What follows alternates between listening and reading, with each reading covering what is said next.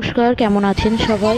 Mutton রান্না করছি। মাটনটা ম্যারিনেট করছি তেজপাতা, দই, পেঁয়াজ কুচি, টমেটো কুচি, মশলা, তেল দিয়ে ম্যারিনেট করে মাটনটা আমি 3 ঘন্টা ফ্রিজে রেখে দিয়েছি। আলু কেটে নিয়েছি, পেঁয়াজ, টমেটো, আদা বাটা কেটে আলুটা ভেজে নিচ্ছি। ফোড়ন দিয়ে তেলে পেঁয়াজ কুচি দিলাম, একটু নুন দিয়েছি, আদা রসুনের পেস্ট, জিরে পাউডার আর টমেটো দিয়ে মশলাটাকে বেশ ভালোক্ষণ ধরে আমি কষিয়ে নিয়েছি।